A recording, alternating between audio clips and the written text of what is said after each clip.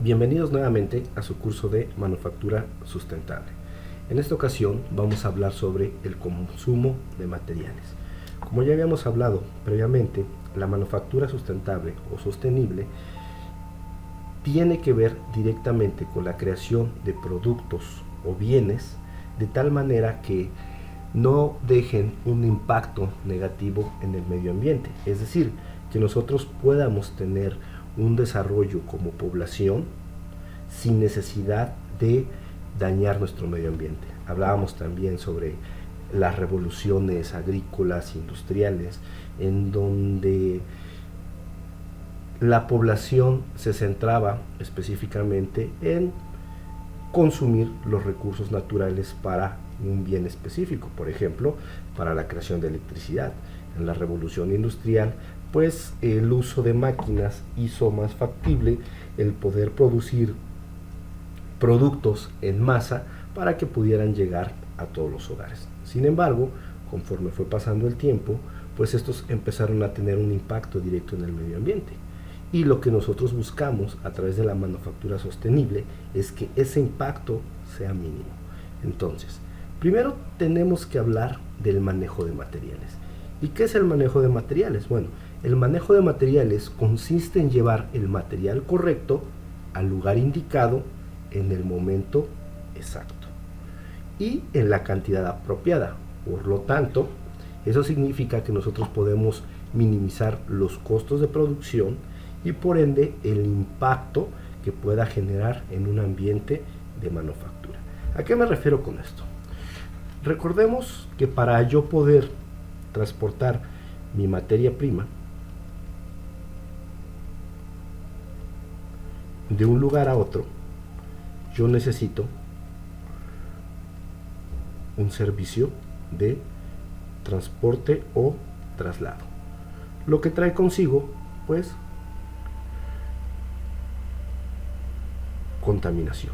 Entonces, si yo reduzco la distancia de donde se obtiene la materia prima, llamemos punto a donde se produce el bien o producto, nosotros estaríamos con ello reduciendo pues la contaminación.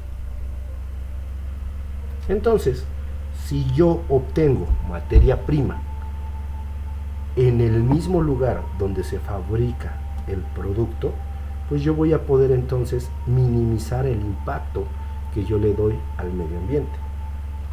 Pero no siempre es posible. La mayoría de las veces la industria de procesamiento se encuentra en un punto muy alejado de donde se obtienen las materias primas. Pero vamos a hablar un poquito ya muy específicamente de la aplicación de los materiales en diferentes áreas. Por ejemplo, nosotros tenemos que en el área de química, pues, o la industria química hace un uso de mucho material de vidrio, que la mayoría de nosotros hemos podido ver cuando llevamos un laboratorio de química en la secundaria, cuando llevamos un laboratorio de química en la preparatoria, pues la mayoría de estos son vidrios, los cuales pues ya dijimos que son materiales cerámicos, y que la característica específica que tienen es que no contaminen las sustancias que contienen.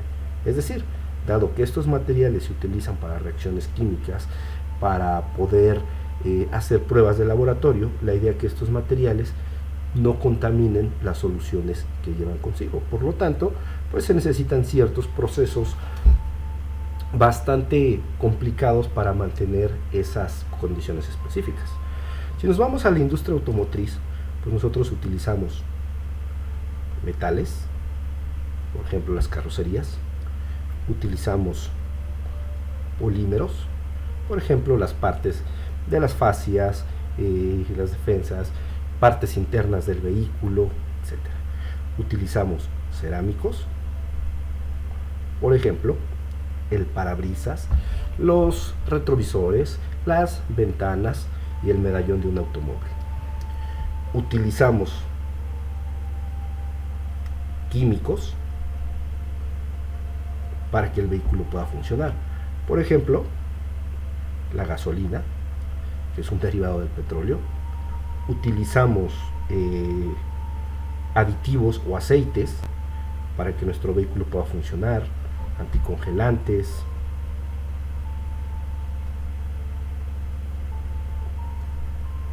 y otros más. Eso significa que dentro de la industria automotriz, el simple hecho de tener un vehículo pues genera un impacto bastante negativo en el medio ambiente. Ahora, si nos vamos a la industria electrónica, pues la mayoría de los materiales que utilizamos son materiales cerámicos, que ya habíamos hablado que nos referimos específicamente a semiconductores. Utilizamos polímeros, que son los que normalmente contienen todos los componentes electrónicos que puedan ser creados a partir de los materiales cerámicos.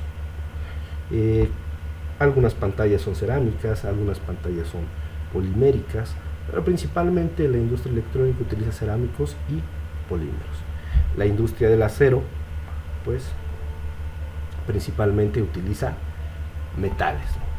Por ejemplo, algunos metales como el acero, que ya dijimos que es una aleación fierro-carbono, utilizamos cobre, utilizamos bronce, utilizamos latón, utilizamos zinc, entonces 100% metales. Si nos vamos a la parte de la industria de la maquinaria, pues es algo similar a la industria automotriz. Pero bueno, aquí vamos a referirnos a la maquinaria, industria de la maquinaria construcción.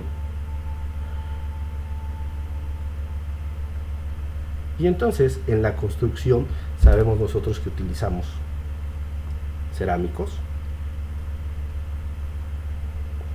materiales compuestos. Ya hablamos de un claro ejemplo que es el cemento Portland, que está compuesto por cerámico y partículas metálicas, las cuales dan ciertas propiedades para que las edificaciones puedan soportar más tiempo. Adicionalmente, pues utilizamos vehículos que directamente pues sabemos que tienen una gran cantidad de metales, de polímeros, de químicos para su funcionamiento. Entonces esto involucra que pues, la industria cerámica consume la industria de la construcción consume una alta cantidad de materiales cerámicos. Si nos vamos a la industria textil, pues, utilizamos fibras que normalmente son polímeros, utilizamos químicos que son los encargados de darle el color a nuestras telas, de darles cierta textura, de darle cierto acabado, cierta degradación. Si nos vamos hacia el área del empaque, el envase y el embalaje, pues utilizamos materiales compuestos, utilizamos materiales cerámicos y utilizamos materiales metálicos.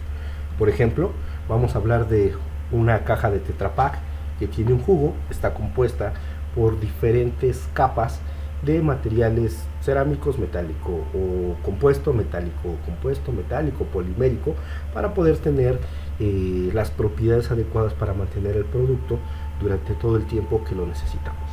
Entonces, ya hablando de manera general, pues podemos decir que los materiales en la industria se utilizan de la siguiente manera.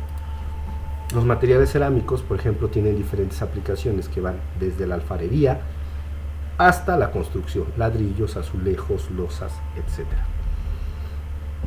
Tenemos, por ejemplo, los materiales pétreos, que son aquellos que provienen de la roca o de los peñascos y se encuentran en forma de bloques o losetas, pertenecientes a la industria de la construcción, el yeso, el cemento, el hormigón, etc. Tenemos que en la industria textil, pues las fibras pueden ser filamentos o hebras de materiales poliméricos o de materiales naturales. Últimamente, en términos de la manufactura sustentable, la industria de la moda ha optado por utilizar fibras, por ejemplo, de bambú, fibras de algodón, que se degradan fácilmente a comparación de sus antecesores.